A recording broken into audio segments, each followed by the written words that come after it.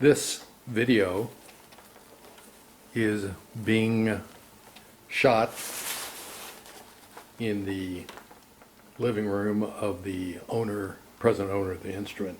This is a Randy Lucas custom built D28 style guitar. Guitar was built in January of 2007.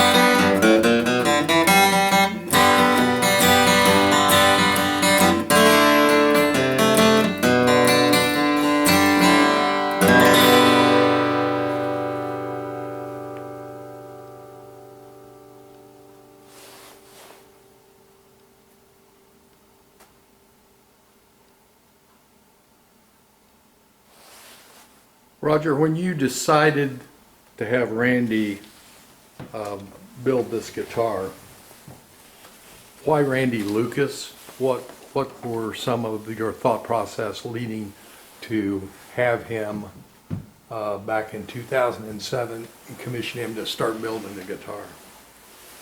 Well, he had built a guitar for my father, a D28 copy of a herringbone type of knockoff, the scallop bracing, and it was just a really great guitar. My father and I had known Randy for a long time before he was a full-time guitar builder.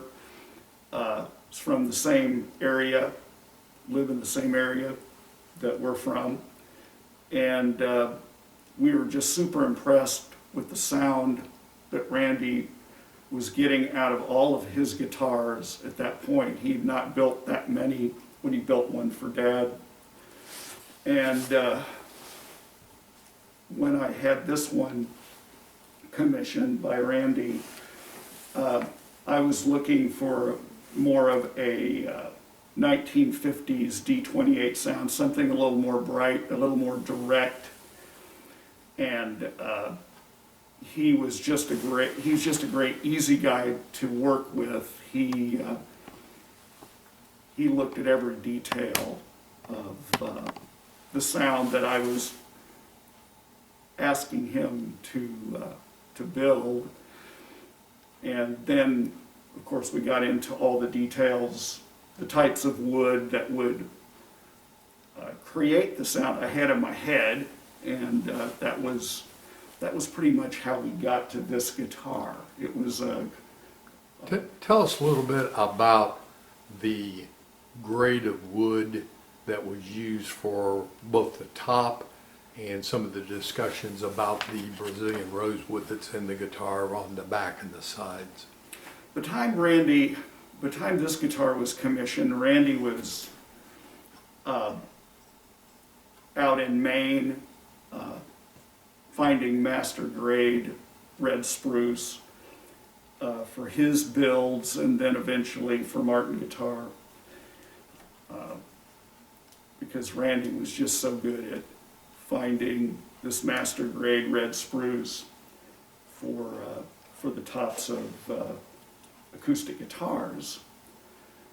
And so that was kind of a no-brainer. You know, when I went to Randy, he was just able to, you know, he had sets after sets of different red spruce tops for guitars, and they were all master grade, and we boiled it down to about 2 or 3 sets that we liked the look of and he thought would have great sound quality for this project.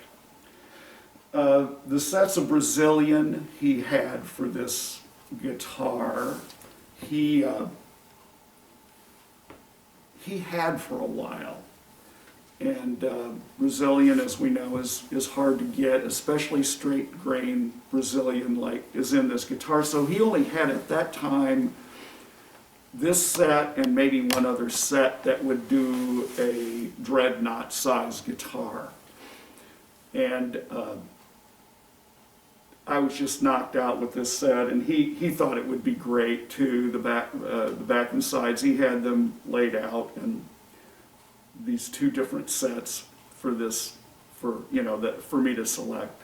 If you would, just flip the guitar Sure. around, Absolutely. and obviously we've got detailed pictures. Right. But the color, it's kind of hard. Sometimes it's hard to tell in the video. If I'm creating a reflection, I apologize. But there's just a really, I mean, there's no tint or in this finish. It's just a deep, rich, beautiful color, and it's just hold it really right about there. It's just really a tight grain, and to me, it was just a knockout set, back set when I saw it in the raw form, and it's just incredible under the finish. And then the sides were knockout too. They're not quite as tight, and they're different, a little different, but they are really tight and very straight Right. on both sides. And We mentioned in the write-up that throughout the whole instrument there is a single repaired crack Correct. in the back Correct. that Randy addressed. yeah, he cleated it. Brazilian is it's very hard and very dense. So sometimes it just, for whatever reason, humidity dries out. I thought I had this humidified well, but it just opened up along this little area right here, and Randy cleated it. I don't know if you want to call those cleats, but it is just a very light wood repair to keep this level. And there's a little same thing here, just a tiny separation, but it's been stable for all this time, and I don't know, it is what it is. Yeah. Tell us a little bit about neck wood and how you went about selecting the type of neck wood that is used in the instrument. Well, again, I was looking for a more brightness and more directness in the tone of the guitar. The guitars he had built prior to this one were really more on the bass driven side, which is, you know, more of a classic 40s D28 herringbone sound, and I was looking for something lighter and brighter and just more direct into a microphone because I was going to play this guitar in a bluegrass band, play rhythm, you know, not solos, though this would be incredible for soloing, but I'm not a soloist. So the neck wood kind of went along those lines instead of mahogany. It was just an idea, you know.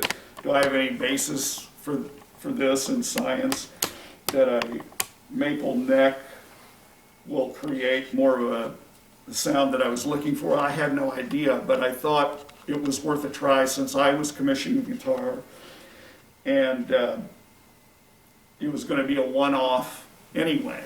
So I wasn't trying to recreate a 40s herringbone or a Martin guitar particularly. I was looking for a sound. So this wood was selected. Randy has vast supplies of maple, and so he pulled out this blank, and you know, it was just great. It was just very figured. You know, my concern was he going to be able to make this white maple match or complement this really rich brown Brazilian, and he did a fantastic job of tinting that and making it look great. You know, there's no blotchiness to it. You can see the finish. You know, see the figure of the wood really well, and he matched it great. This is what he didn't mention, or I forgot. He put this little pinstripe in the middle of the neck, and I believe it's Brazilian. He used Brazilian for the overlay for the top here. That's not the maple. It was really cool. You know, the little details like that is what makes this guitar. It's a Brazilian bridge with fossil ivory pins. Talk a little bit about the binding. The binding, you know, is always, on Martins has always been, you know, the white celluloid type of looking thing that looks so great on old Martins because it's yellowed. And so I was kind of looking for that, something that was not a dead white plastic binding to put on there and then tint it and make it yellow or make it look old. So Randy and I talked about that a bit, and he, at that time, he said, well, I'm making my own maple binding. He said I could tint that maple to make it not white or make it kind of a rich looking color, and it would go with the custom build of the guitar. You know, at that point we're kind of pushing the tradition a bit more and more, you know, but by this time, you know, I'd chosen a maple neck, and I wasn't really worried about the tradition so much. Well, it had truly become a custom build guitar that has conventional appointments. Yeah, this is also a maple end cap here, so he did that, and you know, he wanted to know, and I said, well, make it as subtle as you can, you know, make it really work with the top and the sides, and he did. There's even black white inlay right beside the maple on the sides of the guitar, as well as the purfling around the top bordering that maple binding. Roger, tell us quickly about the decision on bracing inside. Yeah, sure. Again, I didn't want a real bass-driven guitar. I wanted something that was more direct and more power than I wanted deep bass on the low end. Especially since I was going to play this guitar on a microphone in a band. I didn't want something that would just kind of boom and be boomy, that I'd have to have any special miking or even think about that. I just wanted something really direct. So the bracing, we decided on, the bracing is back towards the bridge more. I don't know the exact inches, you know. It's not considered to be forward It braced. is not, yeah, it's not a forward brace guitar, and this is where you get into the art form and the luthier skill. He, you know, I don't know anything about that. You know, I only know what Martin did in the 50s, and they were rear, you know, shifted, and then, you know, earlier they were forward shifted, and everybody's got all kinds of theories on that. But Randy, I trusted him on the bracing. He said, we're gonna move the bracing more towards the bridge, and then I'm going to shape the bracing accordingly to what I believe will yield you what you're looking for as far as the sound. So that I kind of left to him, and that's as much as I know about that. I don't know specific size of bracing and how close it is to the hole or how close it is to the bridge. I just know it sounds great. Sure.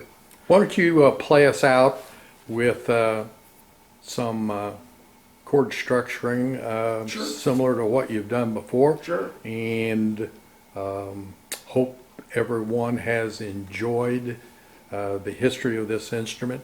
At present, it is for sale, so please inquire either back through the video, or you can go to Facebook and look in high-end acoustic guitars for sale, and we have the instrument listed for sale at this point in time.